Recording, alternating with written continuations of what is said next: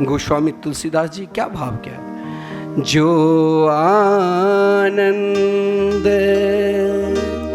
सिंधु सुख राशि, जो आनंद सिंधु सुख राशि, जो आनंद सिंधु सुख राशि, जो आनंद सिंधु सुख राशि, करते त्रैलोक सुपाशे, करते त्रैलोक सुपाशे। हर व्यक्ति को, संसार के समस्त व्यक्ति को सुख चाहिए, आनंद चाहिए, लेकिन भगवान ने क्या किया? एक छटा इस जगत में नहीं, इस ब्रह्मांड में तिनका के बराबर, एक घास के बराबर सुख को डाल दिया। लो भाई, तुम्हें भी सुख चाहिए तो ढूंढते रहो। अब जिसमें पत्नी में, लड़के में, बच्चे में, संपत्ति में, प्रतिष्ठा में, जिधर ढूंढना है तुम ढूंढो, लेकिन यहां सुख नहीं है। वो सुख तो प्रभु के नाम में ही है, जो जीवन को विश्राम, जीवन को शांति, जीवन को सुख प्रदान करते हैं। वही हमें आगे बढ़ना पड़ेगा। बोले अगर हमने आगे बढ़ा तो कहा विश्वोत्पत्त्यादि हेतवे, तुम केवल आगे बढ़ो और अपने जीवन को सुख में डालना चाहती हो, सदा के सुख में, जो महाराज उनके नाम में ही है।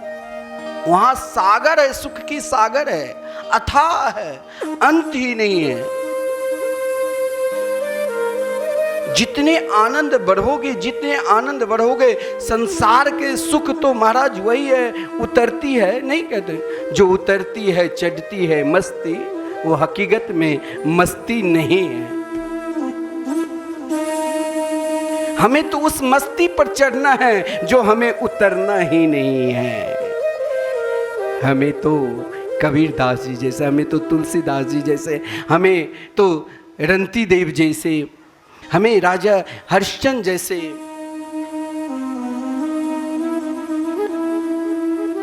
महाराज हमें तो उन सुख को प्राप्त करना है जहां सुख ही उतरना है ही नहीं। उन मस्ती में महाराज किसी संत के पास जाओ, उस संत, एक वृंदावन के में संत है, आप कभी वृंदावन जाओगे तो आप अपने आश्रम के मुख्य द्वार पर ठीक 5 बजे खड़े हो जाना, 5 साढ़े 5 बजे, हाथ में त्रिशूल लिए।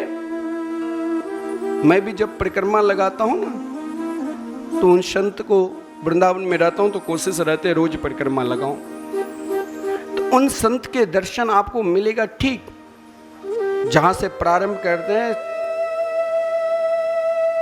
युगल घाट के और तो रहीमली टिला से।